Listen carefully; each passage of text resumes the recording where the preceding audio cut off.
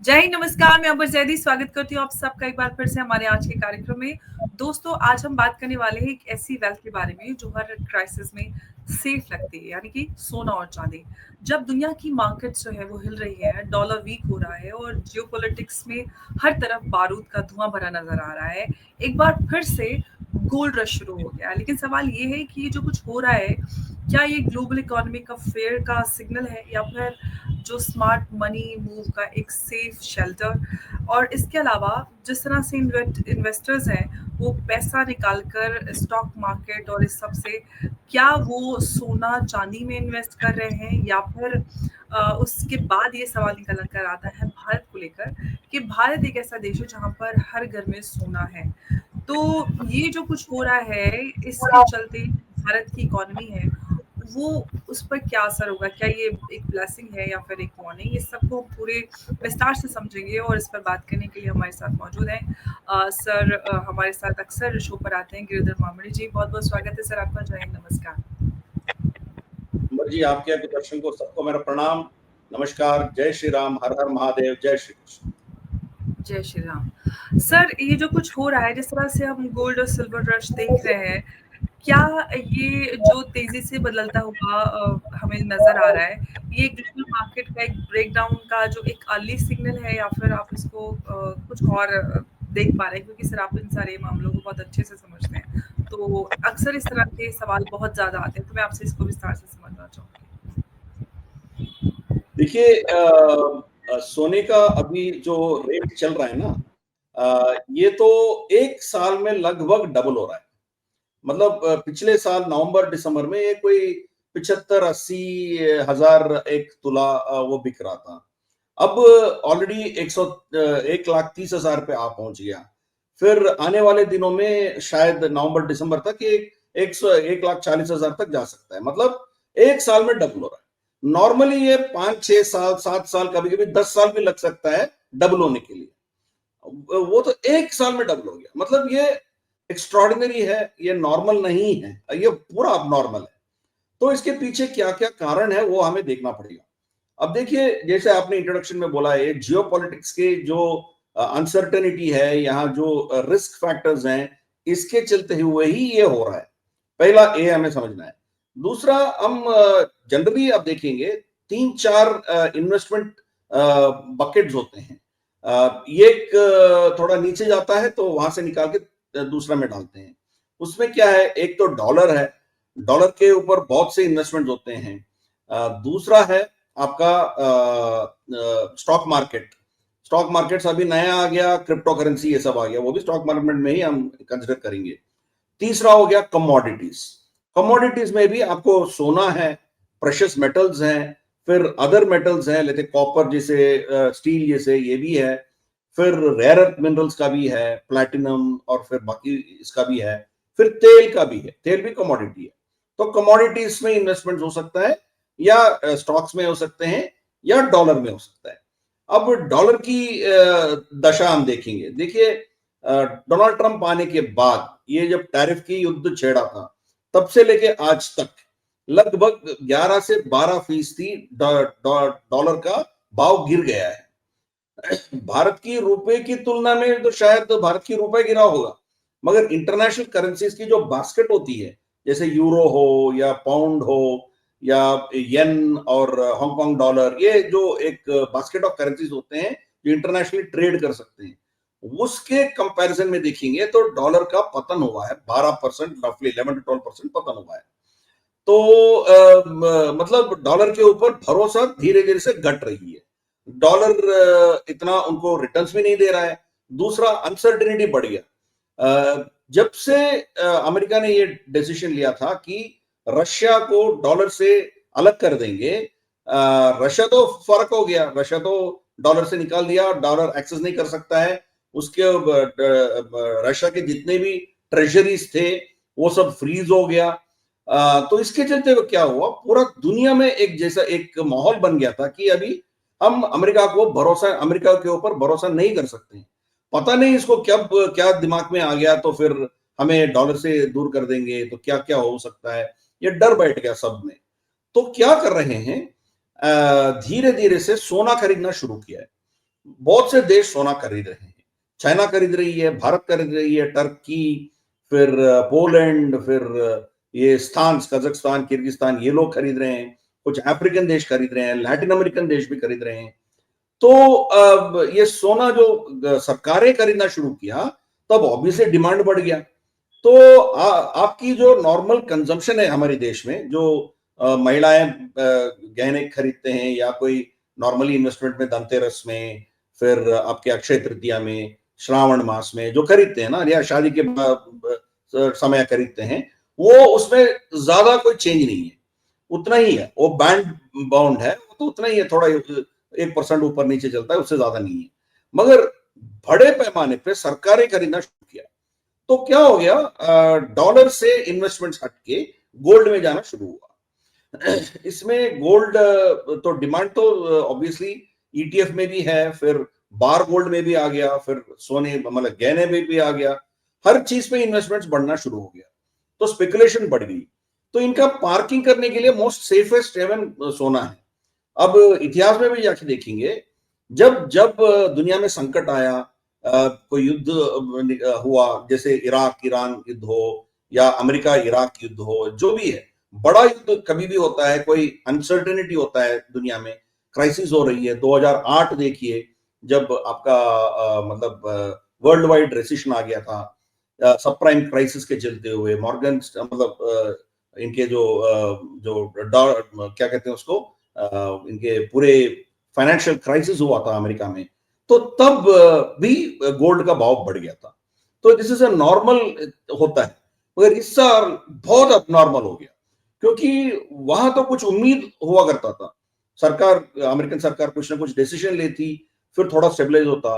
मगर Donald Trump पता नहीं हर दिन उठ के क्या क्या बोलते जा रहे हैं, जिन देशों सर, के अब साथ तो इनका ऐसा हो गया है कि प्रेज़िडेंट की ट्वीट से पूरी मार्केट्स हिलती, उछलती और संभलती है। एक ट्वीट कर देते हैं और मार्केट हिल जाती है। सर, लेकिन जिस तरह से ये हो रहा है, इसको क्या हम सेफ हेवन बाइंग बोलेंगे या फिर हम बोलेंगे ये पैनिक सिम्पटम्स हैं ये जिस तरह से हो रहा है? देखिए, दोनों पैनिक सिम्टम है, इसीलिए वो सेफ हेवन में जा रहा है ना। और जब पैनिक होते हो आप, ऑब्वियसली आप सेफ से, मान लीजिए कि आपके घर में कोई डकैती पड़ने का डर है, आप सेफ नहीं हो, तो क्या करोगे आप? जाके लॉकर में डालोगे, है ना। तो यही चीज है। अभी डॉलर के ऊपर भरोसा उड़ गया सबको, एक पैनिक सिचुएशन आ गई, तो ऑब्वियसली जाके सोने पे इन्वेस्ट कर रहे हैं। तो सोना चांदी दोनों एक रेंज बाउंड होते हैं। हमारे देश में चांदी का भाव जो है, जो इंटरनेशनल मार्केट में जितना चांदी का भाव चल रहा है, उससे भी बहुत ऊपर चला गया हमारे देश में। हमारे देश में कुछ और प्रॉब्लम भी है चांदी के बारे में। चांदी तो हम जो ज्वेलरी या आपकी जो नॉर्मल कंजम्पशन होती है ना, जो स्पेशली पूजा सामग्री ये सब खरीदते हो, वो उसमें ज्यादा चेंज नहीं हुआ है। पर्सनल कंजम्पशन में कोई चेंज नहीं हुआ है। हुआ तो इंडस्ट्रियल ग्रेड सिल्वर, इसके डिमांड बहुत बढ़ी है। अभी इलेक्ट्रिकल व्हीकल्स आ रहे हैं, टेक्नोलॉजी के डिमांड्स हैं, तो वहां इनका बहुत ज्यादा इजाफा हुआ। और मेक इन इंडिया जो भी हमने प्रोग्राम लेके चले हैं, उसमें चांदी भी एक बहुत इंपॉर्टेंट कंपोनेंट है। तो इसके चलते हुए यहाँ डिमांड बढ़ गई।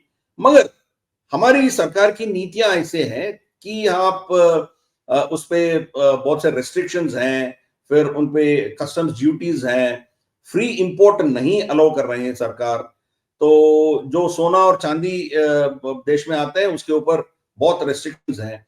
तो ये इसके चलते हुए चांदी जो है वो आर्टिफिशियली थोड़ा ज्यादा भी हमारे देश में उसका भाव बढ़ गया। और एक चीज है कि हम 2-3 सोर्सेस से ही हम खरीद रहे हैं, जैसे चाइना हो या कोई यूरोप में इक्का दुक्का, मतलब यूके या एक दो कंट्री से हम ले रहे हैं, या ऑस्ट्रेलिया से ले रहे हैं। लैटिन अमेरिका में बहुत चांदी होता है। इनफैक्ट अर्जेंटीना का नाम ही उसी नाम से आया, अर्जेंटाइन। वो सिल्वर का एक दूसरा नाम है। तो वहां सिल्वर बहुत मिलता है आपको, मगर हम लैटिन अमेरिका से खरीद ही नहीं रहे। तो जब भारत की सरकार ने इसका इंपोर्ट्स जो है वो एक्सपैंड करेगी, तो थोड़ा इसमें करेक्शन आ सकता है। और इसमें एक और चीज है कि हमारे पास कोई नीति नहीं है, कोई पॉलिसी नहीं है कि हमारी इंडस्ट्रियल वेस्ट को कैसे रिसाइकल करें। तो मान लीजिए कि कुछ कंपोनेंट्स में, इलेक्ट्रॉनिक कंपोनेंट्स में आपने चांदी डाला है, आप क्या करते हो, हम आपका सेल फोन हो, आपका लैपटॉप हो या कोई भी आपके इलेक्ट्रॉनिक इक्विपमेंट हो, वो आप बस फेंक रहे हो ना, आप यूज ही नहीं करते हो, बस फेंक रहे हो। वो कहाँ जा रहा है रिसाइकलिंग में किसी को पता नहीं है। अभी इतना सस्ता हो गया, पुराना सेल फोन खरीदने वाले ना के बराबर हो गया। पुराने सेल कौन खरीदता है, अभी नया नया मॉडल्स आ रहे हैं, टेक्नोलॉजी बदल गया। तो ये चीज है। सो सरकार के पास ये नीति एक सोचना पड़ेगा कि ये चांदी को कैसे हम रिसाइकल करें ताकि इंपोर्ट के प्रेशर हम पे कम हो। तो ये चीजें हमें इसका प्रभाव इसके ऊपर पड़ रहा है। इसके चलते हुए चांदी जो नॉर्मली यूएसए यूके गल्फ में जो रेट है उससे भी ज्यादा, बहुत ज्यादा हमारे देश में हो गया। आई थिंक आज 1,90,000 ऐसा कुछ है 1 किलो। और चांदी सोना तो ऑलमोस्ट 1,30,000 तक पहुंच गया। तो ये this is the major problem हमारे देश में। मगर हमारी देश की इंपोर्ट्स कम नहीं हो रहा है, सोने की इंपोर्ट्स बढ़ रही है। इसीलिए सितंबर में आप देखेंगे आपके बैलेंस ऑफ पेमेंट्स, आपके जो ट्रेड डेफिसिट होती है ना, not balance of trade deficit होती है ना, मतलब जितना हमने इंपोर्ट किया वर्सेस जितना हमने एक्सपोर्ट किया, दोनों में एक्चुअली ऑलमोस्ट 6 to 7% ज्यादा हमें गैप सितंबर में दिखा। मतलब हम इंपोर्ट ज्यादा कर रहे हैं, एक्सपोर्ट कम कर रहे हैं। क्योंकि एक्सपोर्ट में, अमेरिका में एक्सपोर्ट तो थोड़ा धीमी आ गई, उसमें थोड़ा कटौती आ गई क्योंकि 50% चार्ज करना शुरू किया, तो उधर थोड़ा स्लो डाउन हुआ। मगर सोने का हम खरीदारी जो है बढ़ गया क्योंकि अभी सीजन आने वाली है, दशहरा था, फिर दिवाली आने वाली है, तो उसमें और भी इजाफा आ गया।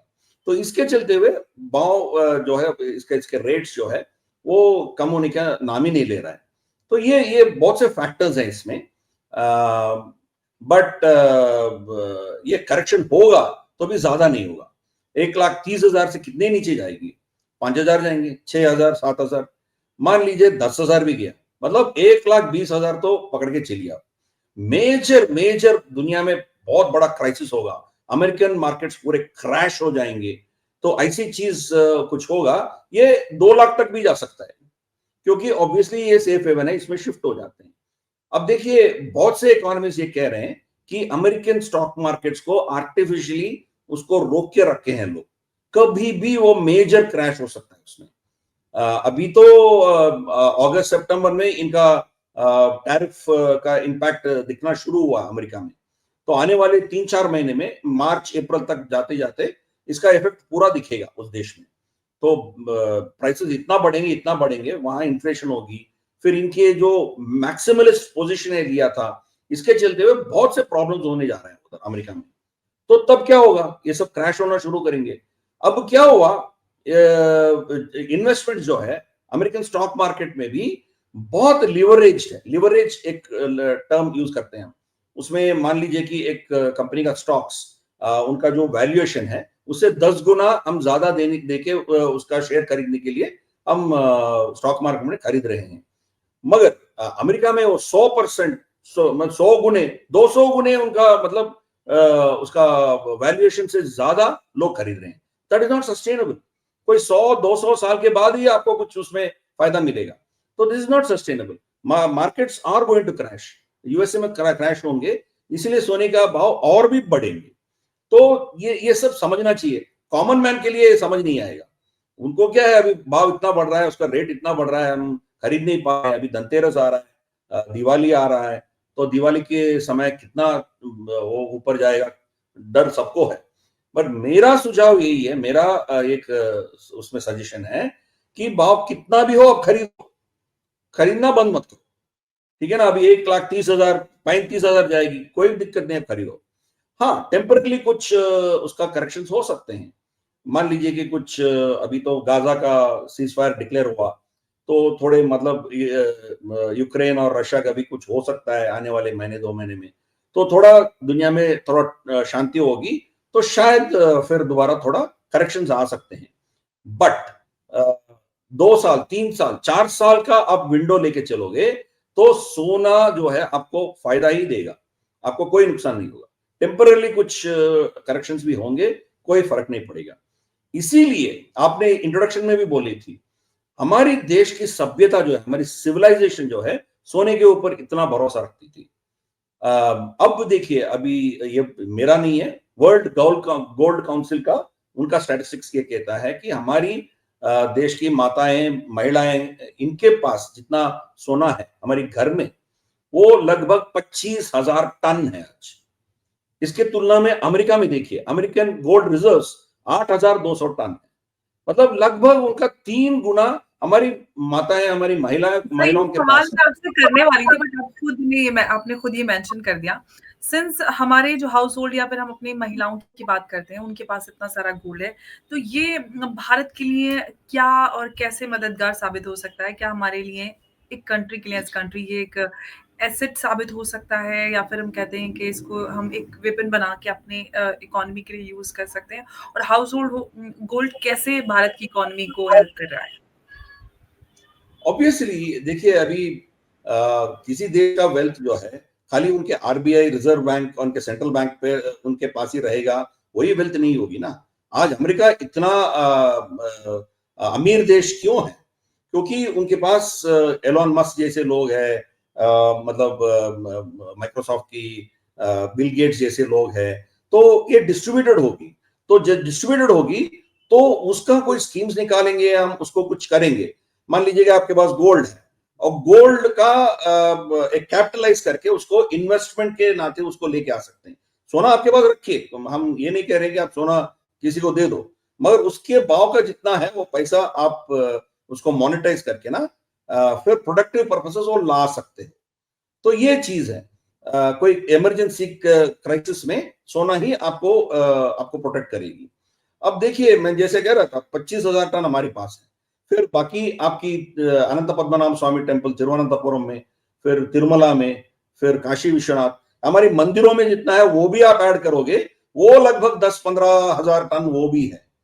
ये पूरा देश में देखते हैं तो लगभग हमारे पास 50,000 टन का सोना है। ये 1500 साल हमें लूटने के बाद इतना है हमारे पास।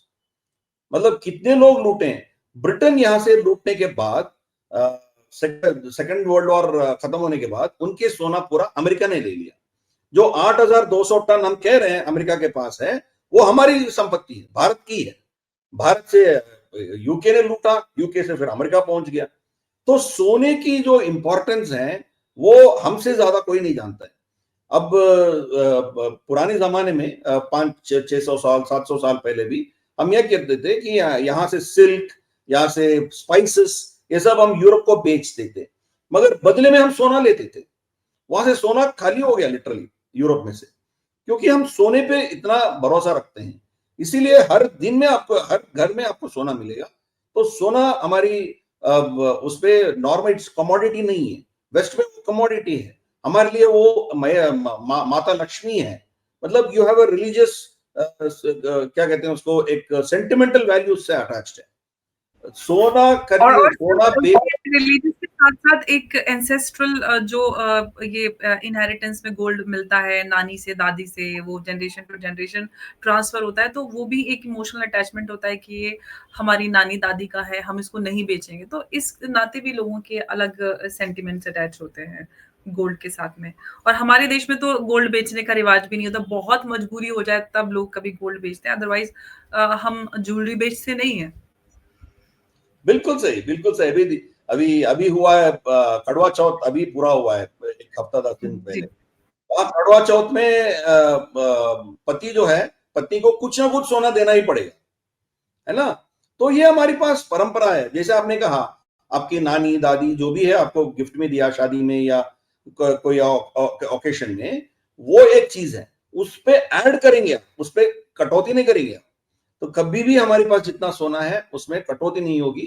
ट्रांसफर कर सकते हैं, वो पुरानी गहने हैं, कुछ सेंटिमेंट पे रखते हैं, कुछ चीज उसको फिर मेल्ट करके हमने नया गहना बना सकते हैं।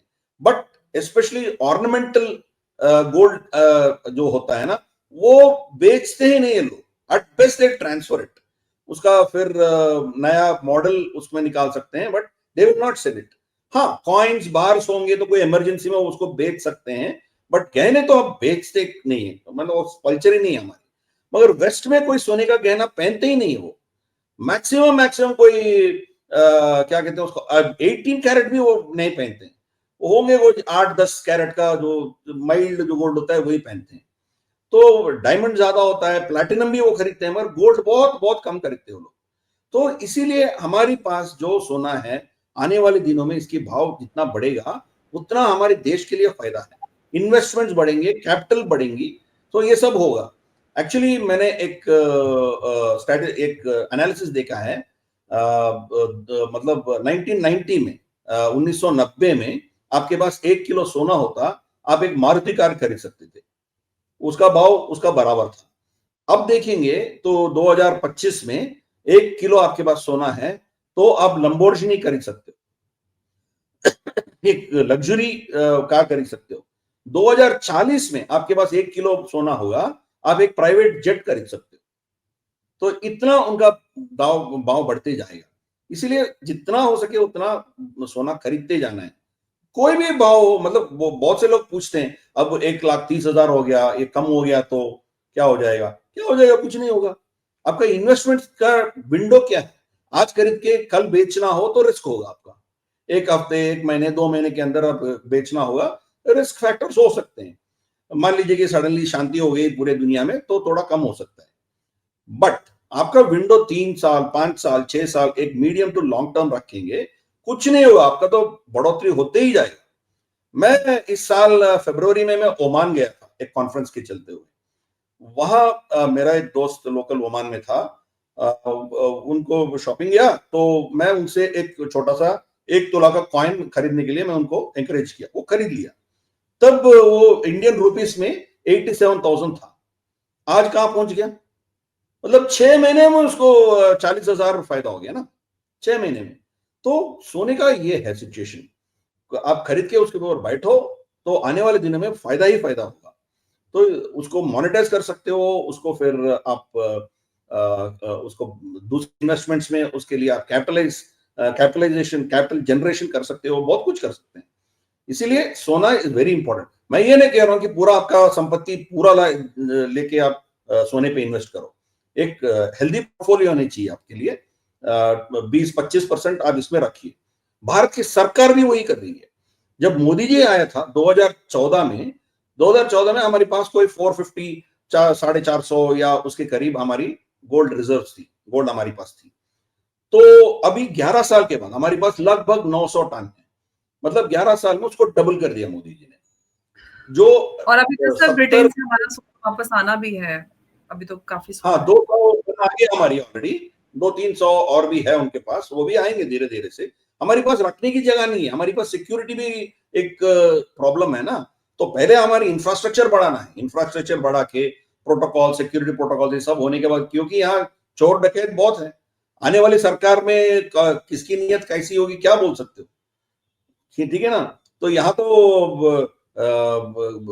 मतलब इसका चारा, मतलब इसको गाय को देने वाले चारा भी हमने खा लिया, सोने के कौन छोड़ेंगे? तो ये हमारी प्रॉब्लम है ना। इसलिए उसका प्रोटोकॉल सब ठीक होने के बाद ही बाकी लाएंगे हम। तो बट कुछ बाहर रहना भी हमारे लिए अच्छा होगा, क्योंकि कभी कभी हमें उसको बेचना हो तो यहाँ से फिर उठा के बेचना, वो फिर यहाँ सेंटिमेंटल चीज हो जाएगी, ये सब है। तो कुछ पोर्टफोलियो बाहर रहेगी, बाकी सब हम लेके आएंगे। बट वो चीज है, मगर हमारे पास हो या लंदन की वॉलेट्स में रखे हो, वो हमारी है। तो हमारी जो हम कहते हैं हमारी ओनरशिप है, वो डबल हो गया 11 साल में। जो 70-75 साल में जितना था वो 11 साल में डबल हो गया। तो हम भी वही खरीद रहे हैं, 2 टन, 3 टन, कभी कभी 8 टन। तो आरबीआई खरीदती जा रही है, आरबीआई खरीदती जा रही है। मैं जब इस बात बोलता हूं तो बहुत बहुत से लोग कमेंट करते हैं कि मोदी जी ने खरीदा है, आरबीआई ने खरीदा है। भाई पॉलिसी सरकार की होगी कि हम कैसे डीरिस्क करें। आरबीआई दो उसका इंडिपेंडेंस है, उसका ऑटोनॉमी है, ऐसी बात नहीं है कि वो मनमानी करते जाए, नहीं, सरकार का भी दखल होगी, सरकार का भी सोच उसमें रहेगी। अब देखिए जब मोदी जी आया था लगभग 80% हमारी ये जो फॉरेक्स रिजर्व थी ना, वो डॉलर में थे। आज स्टोरी कट करेंगे, इट इज अराउंड 50-55%। मतलब 20-25% हमने डॉलर के डिपेंडेंस कम कर दिया। हमारी सोने का था वो 4% या 5% था हमारी फॉरेक्स रिजर्व में, आज वो लगभग 13% पे आ गया। मतलब सोने पे इन्वेस्टमेंट ज्यादा बढ़ा। फिर डॉलर से निकाल के हमने यूरो या बाकी करेंसीज में हमने थोड़ा डी रिस्क किया। कल के दिन डोनाल्ड ट्रंप को सुबह उठ के ही उसको कुछ दिमाग में आ गया, फिर भारत को बंद कर दो, डॉलर से इसको निकाल दो करके बोल दिया, तो हम कहाँ जाएंगे? तो इतना रिस्क नहीं ले सकते ना, डी रिस्क कर रहे हैं। तो इसीलिए इसका सोने का भाव इतना बढ़ रहा है। हम जी। अकेला नहीं है, बहुत से देश कर रहे हैं। अल्टीमेटली जब आप उसको वेपनाइज करोगे, आपके डॉलर को वेपनाइज करोगे, दुनिया तो आपके लिए रुकेगी नहीं, इसका कोई ऑल्टरनेट निकालेगी। अभी रशिया के क्या हुआ? रशिया को आपने 3.5 साल से आपने उसको डॉलर सिस्टम से, स्विफ्ट सिस्टम से आपने निकाल दिया उसको। क्या रशिया घुटने पे टेक दिया? क्या आपके सामने गिड़गिड़ाया? क्या कुछ नहीं किया। आज देखिए, युद्ध से पहले रूबल का जो वैल्यू था उससे ज्यादा बढ़ गया। आज पूरे यूरोप में मोस्ट सक्सेसफुल पॉजिटिव ग्रोथ जिस किसी करेंसी का है तो रूबल का है, बाकी सब करेंसीज का क्रैश हो रहे हैं। तो ये समझना चाहिए, अमेरिका के हाथ में सब कुछ नहीं है। आज अमेरिका के ऊपर भरोसा उड़ रही है लोगों को। अभी अमेरिका से डर लग रही है कि ये कुछ भी कर सकता है, हम इनके साथ, इनके पास हम हमारे इन्वेस्टमेंट्स करेंगे, वो सेफ नहीं है। इसीलिए सोने के ऊपर वो इन्वेस्ट कर रहे हैं, सोना या चांदी दोनों में। अभी नेक्स्ट देखिए, अब कॉपर का भी भाव बढ़ेंगे, क्योंकि एग्जैक्टली सोना सर, मैं चांदी तो कॉपर से बोलने वाली थी कि एक्सपर्ट्स बोल रहे हैं कि सोने चांदी के बाद अब कॉपर की भी बारी है, कॉपर को भी आप कॉपर में इन्वेस्ट कर सकते हैं। वैसे हमारे यहाँ कॉपर का भी रिवाज है, बर्तन वगैरह हमारे यहाँ हाउस होल्ड में कॉपर के होते हैं और वो ट्रेडिशन है, लेकिन कहीं ना कहीं वो सारी चीजें अब खत्म हो जा रही हैं। बट फिर भी मुझे लगता है कि हमें अपने ट्रेडिशंस पे वापस जाने की जरूरत है। वो हमारे लिए सेहत के लिए और इन्वेस्टमेंट पॉइंट दोनों से ही अच्छा है। सर, हमने देखा कि पिछले दिनों जिस तरह से चाइना और अमेरिका के बीच में जो ट्रेड वॉर एक बार वापस से शुरू हुई, उन्होंने उनके रेयर अर्थ मिनरल्स पे रोक लगाई, फिर प्रेसिडेंट ट्रंप ने अनाउंस किया ट्वीट करके कि मैं इनके ऊपर टैरिफ लगा रहा हूँ। उसके बाद हमने देखा कि क्रिप्टो क्रैश हुआ और एक जो क्रिप्टो इन्फ्लुएंसर था उसने भी अपना सुसाइड किया एंड ऑल दैट उसके बाद, और उसमें नजर आया कि क्या कैसे ये सारी चीजें हुई। तो सर, क्या लोग क्रिप्टो और ये बिटकॉइंस वहां से निकाल कर भी सोने चांदी में पैसा डाल रहे हैं और जो ट्रेडिशनल इन्वेस्टमेंट है उसके अंदर? बिल्कुल सही। अभी देखिए, क्रिप्टो करेंसी का कोई सिक्योरिटी नहीं है। कम से कम स्टॉक मार्केट में तो कुछ ना कुछ तो आपको सेफ्टी है, एक कंपनी है, उसका कंपनी का असेट्स है, कुछ तो है आपका। मगर क्रिप्टो करेंसी में है क्या? कुछ भी नहीं है, वो स्पेकुलेशन है। And it is not guaranteed by any country, कोई सॉवरेन गारंटी भी नहीं है उसका। बहुत सा रिस्क है उसमें, कौन इतना रिस्क लेंगे? कभी भी दुनिया में आपके रिस्क फैक्टर्स बढ़ेंगे, first impact will be on crypto currency. Crypto से निकालेंगे, बाद में अब स्टॉक से निकालेंगे, फिर डॉलर इन्वेस्टमेंट से निकालेंगे, कमोडिटी से निकालेंगे, फिर ये सब निकाल के फिर सोने में डालेंगे। तो that is how it happens. First impact will be crypto में होगा। Crypto is a very very risky game. आप इन्वेस्टमेंट किया, आपको कुछ फायदा हो गया, अब ज्यादा मत सोचिए, निकालिए, वहां से चलिए, एटलीस्ट आप डी रिस्क करते जाइए। तो उसमें आप इन्वेस्टेड रहेंगे तो जाएंगे आप। हजारों साल से पूरा दुनिया में मोस्ट ट्रस्टेड इन्वेस्टमेंट जो कोई भी है वो सोना है।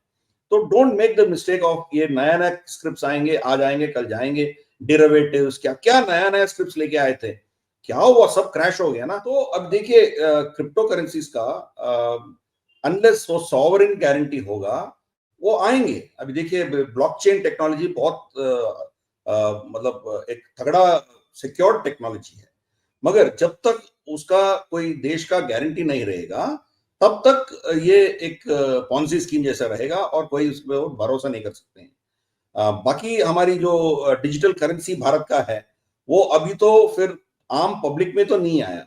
बैंक्स के अंदर अंदर अभी भी हमारी पास है, डिजिटल करेंसी है। तो यूरोप में वो CBDC, central bank digital currency लाने का सोच रहे हैं। वो सब ब्लॉकचेन के ऊपर ही डिपेंडेंट होंगे। तो वो जो क्रिप्टो करेंसी चलती है, उसी टेक्नोलॉजी को ये डिजिटल करेंसी में वो लाने का कोशिश कर रहे हैं। तो वो सक्सेस होगा, उसमें आप इन्वेस्ट करेंगे तो वो थोड़ा सिक्योर रहेगा। मगर ये क्रिप्टो करेंसी में रखेंगे तो आपको प्रॉब्लम होगा। इसीलिए ये सेफ शिफ्टिंग होंगे, मतलब जहां आपको मोर सिक्योर फील करोगे वहां जाएंगे। अब देखिए, अमेरिकन डॉलर पे लोग क्यों इन्वेस्ट करते हैं? आप अमेरिका का बैलेंस शीट डालेंगे कोई भी, मैं तो चार्टर्ड अकाउंटेंट हूँ, किसी अकाउंटेंट से पूछ लीजिए। आप किसी कंपनी का बैलेंस शीट देखिए, आपके पास 100 रुपये का असेट्स है और 200 रुपये का कर्जा है, तो आप क्या कैसे फील करोगे? वो थोड़ा टेंशन वाली बात होगी ना।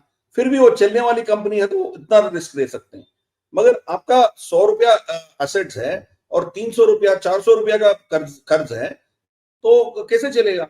अमेरिका का ये प्रॉब्लम है, उनका डॉलर गिर रही है, उनका कर्ज है, उनका डेट $37 ट्रिलियन तक पहुंच गया, वो कम होने का नाम ही नहीं ले रहा है, और दोनों लड़ रहे हैं, रिपब्लिकन्स और डेमोक्रेट्स। पूरा अमेरिका बंद पड़ा हुआ है, उनके फेडरल इसका बजट पूरा फ्रीज है, तो इसीलिए अमेरिका के ऊपर भरोसा नहीं है। फिर भी वो दुनिया का गुंडा है, तो दुनिया में कहीं भी जाके वो दखल कर सकता है, इसीलिए उस गुंडागर्दी के लिए उसका भाव है। People will invest in dollar. जिस दिन वो गुंडागर्दी कोई डरते नहीं है उनसे, डॉलर कुछ नहीं रहे, वो कचरे का भाव हो जाएगा। तो ये चीज हमें समझना है, उसका एक्चुअल फाइनेंशियल्स के आधार पर वो नहीं चल रहा है। फाइनेंशियल्स, अमेरिकन फाइनेंशियल्स हमारी अच्छा है, हमारी जो डेट इक्विटी रेशियो है भारत का बहुत अच्छा है।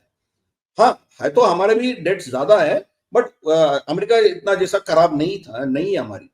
फिर भी हमारी रुपये का कोई भाव नहीं देता है, क्योंकि हम डिफेंसिव है ना। हमारी सरकार, डिपार्टमेंट का नाम भी मिनिस्ट्री ऑफ डिफेंस है। कोई यहां घुसेगा तो हम मारेंगे। मोदी जी ने क्या बोला था, अब रोटी खाओ नहीं तो मेरा गोली खाओ। मतलब जब तक आप रोटी खा रहे हो हम कुछ नहीं करेंगे, हम डिफेंसिव है। जाके आपके आपके हाथ से रोटी छीनेंगे या आपको थप्पड़ मारेंगे, ऐसे कुछ नहीं करेंगे ना। हमारे ऊपर कुछ करेंगे, पहलगाम में कुछ करेंगे, जब ताकि हम उसको मारेंगे। तो we are very defensive in approach. America से नहीं है, हर जगह वो दखल करते हैं। अब देखिए उसको ग्रीनलैंड को जी सर, हड़पना चाह रहा है, जी बिल्कुल, पनामा को वेनेजुएला हड़पना चाह और रहा है, सब जगह इधर-उधर। बगराम एयरबेस, तो बगराम एयरबेस चाहिए उनको। मतलब ये गुंडागर्दी चलता है ना, इसके चलते हुए उसका वैल्यू रहता है, बट हाँ, धीरे धीरे वो घट रही है। तो you can expect in due course इसका करेक्शन होगा। तो let us B sir safe. एक इन्वेस्टर्स के लिए जी, एक एक आपसे चलते-चलते एडवाइस आपसे मैं चाहूँगी, वो ये कि बाय, होल्ड और एग्ज़िट कैसे करें? क्या सही तरीका और समय आप अगर लोगों को बता पाएँ? देखिए, सोने में तो आपका 3 ऑप्शंस हैं। एक कॉइन्स और हुँ, बार्स खरीद सकते हैं, दूसरा आप गहने खरीद सकते हो, तीसरा आप जो पेपर इन्वेस्टमेंट है उसमें खरीद सकते हो, जैसे ईटीएफ हो, ऐसी चीज उस पे आप इन्वेस्ट कर सकते हो। ईटीएफ में तो it's like any other investment, आप कभी भी एग्जिट कर सकते हो, मगर उसमें ऐसा है कि उसका मैनेजमेंट कॉस्ट रहेगा, सर्विसिंग कॉस्ट रहेगा, क्योंकि वो एक कोई फंड मैनेजर कोई उसका देख रहा है ना, जैसे team which is taking care, उसका सॉफ्टवेयर होगा, उसका डेटाबेस होगा, तो उसका खर्चा रहेगा। मगर आपके घर में आपने सोना रखा है, तो उसके लिए कोई एडिशनल खर्चा तो है ही नहीं है।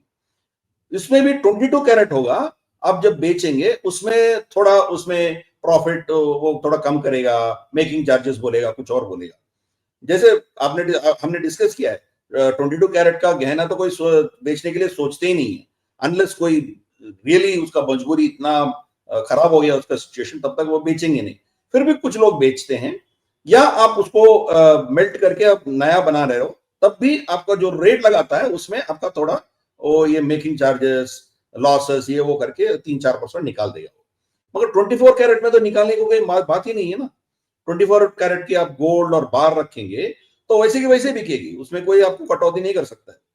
बट इसमें प्रॉब्लम यह है कि गहने तो हम शायद सेंटिमेंट होगा, मगर ये थोड़ा सेंटिमेंट कम रहेगा। ऐसे नहीं कह रहा हूं कि उसमें कोई सेंटिमेंट नहीं रहेगा।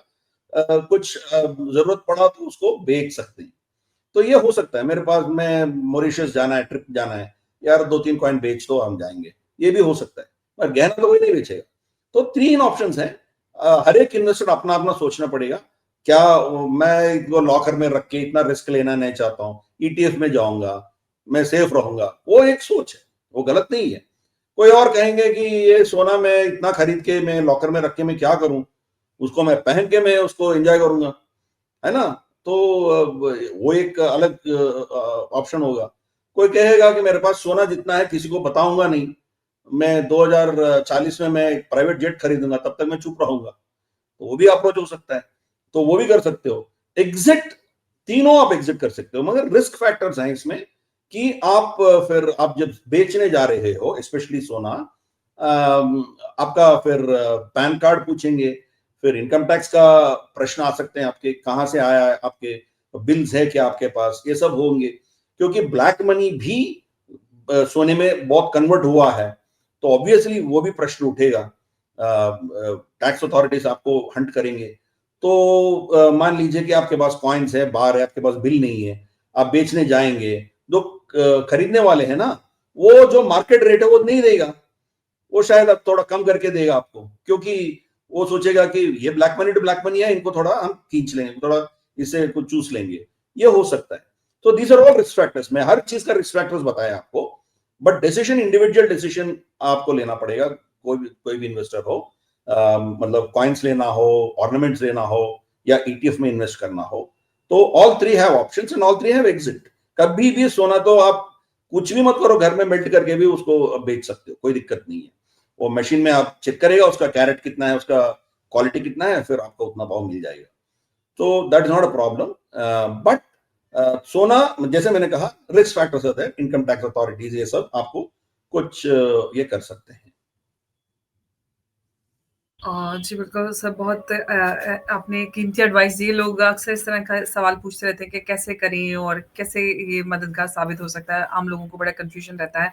आपकी एक्सपर्ट एडवाइस बहुत लोगों की काम आने वाली है, और क्योंकि दिवाली आने वाली है और लोगों की सोने की खरीदारी होती है, तो ऐसे में काफ़ी अहम ये आपकी एडवाइस साबित होने वाली है। सर बहुत-बहुत धन्यवाद हाँ, आपका। इस मान लीजिए 5 तोला खरीद सकते हो, 2 तोला खरीदो, 1 तोला खरीदो, खरीदो। हुँ, दिवाली के टाइम जी। पे कुछ तो कुछ खरीदो, कोई डोंट वरी अबाउट द, जिसके पास पैसे हैं। मैं जानता हूँ बहुत लोगों के पास इतना खरीदने का क्षमता नहीं होगा, मैं समझ सकता हूँ। जिसके पास है, जो 5 तोला खरीद सकते थे, अब 1 तोला खरीदो, 2 तोला खरीदो, बट खरीदो। कीप बाइंग गोल्ड, मैं उतना ही बोल सकता हूँ। Thank you sir, thank you so much. नमस्कार, जय हिंद, जय भारत।